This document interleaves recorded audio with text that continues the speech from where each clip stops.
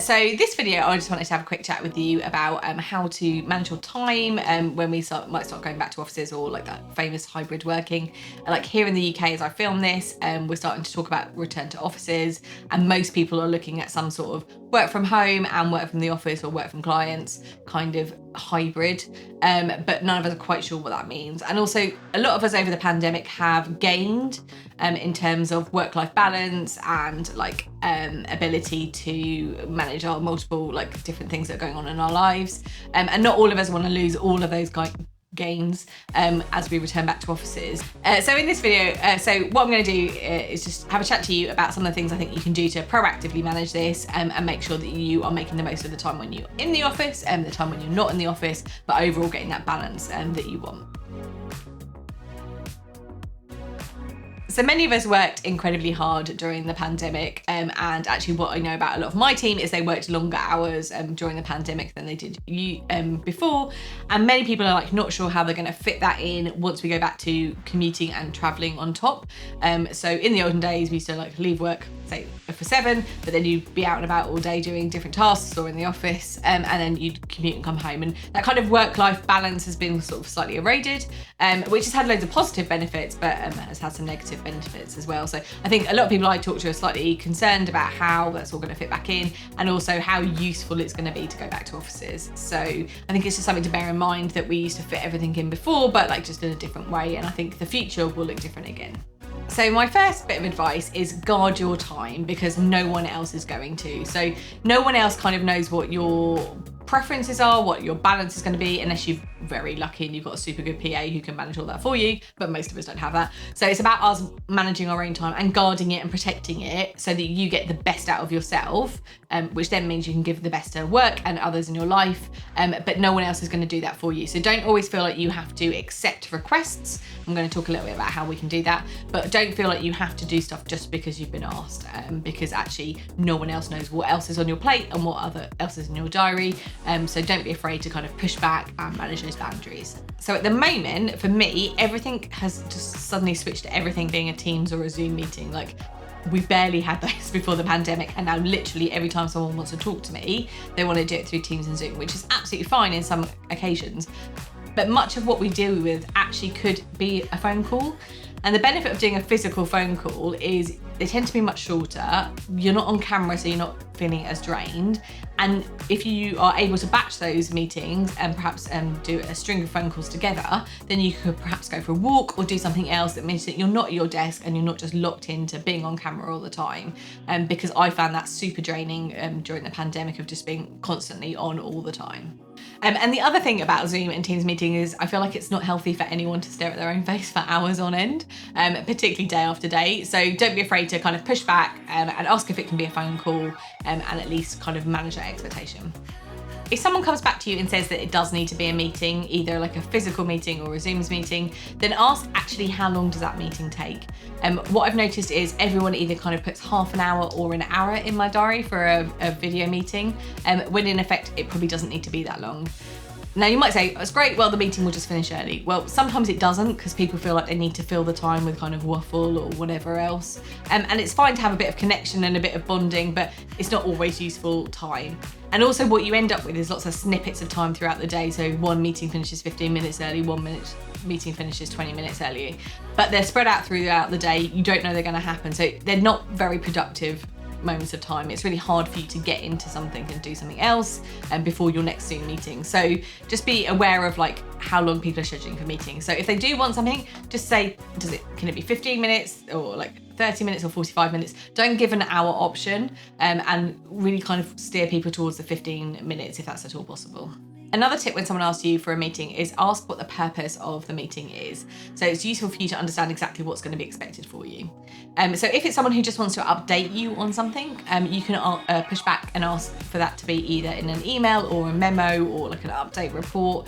Obviously some people kind of feel like the best way to update you is in person, but it may not be that that's actually the case, and also that's going to take up time from your day. So perhaps you could ask them to like send it to you in writing, or send it to you via email, or to add it onto another meeting that you're already having about something else, just so that you're not taking up precious time with something that basically serves no real purpose for you, but it's just a useful to know or a nice to know. If they want a decision making, so it's about to sign off a project or to like get a resolution to something, ask them to send you information ahead of time.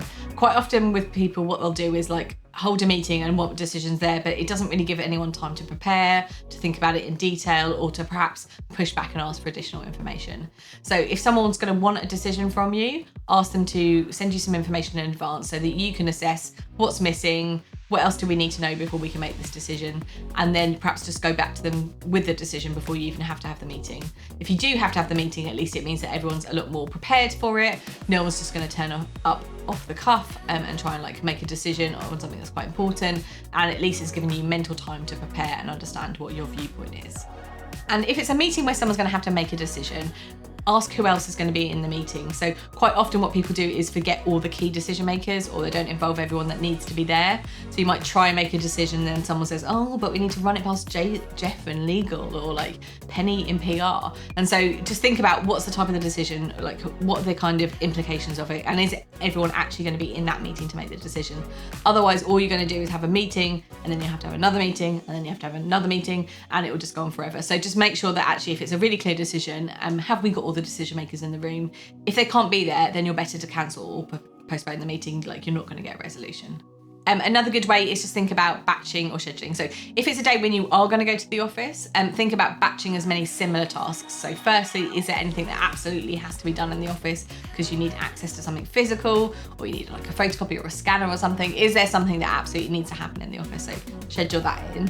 And then think about what are the most productive things that you can be doing in there. Now, if you're going back to an office and there's going to be a few other people, you're probably not going to get that much deep work or really detailed work done, because everyone's going to want a bit of a catch up. There's going to be a bit of a kind of introductory while everyone gets back to kind of used to working. So I would plan to go in and have like lots of conversations or like phone calls on those days, but not to do any kind of like detailed work. I'd save that for when you're at home and perhaps you can shut off distractions a bit easier.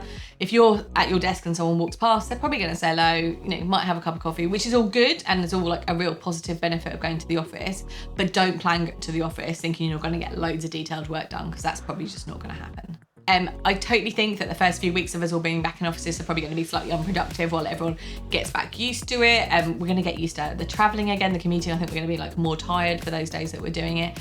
So don't go in thinking you're going to get like 8 to 10 hours of work done. I plan to like get 6 hours of work done, and then that's going to give you a bit of time in your schedule for stuff, unpredictable stuff that pops up, people who drop by your desk, other things that might happen while you're kind of in traffic. Do you remember traffic? We used to sit in traffic jams. Like that might become a thing again. Queues when you go for your lunch. Like there's going to be a few things that perhaps we're just not used to anymore, and it's going to like suck some time out of your day. So don't like think that you're going to get a full 8 to 10 hours.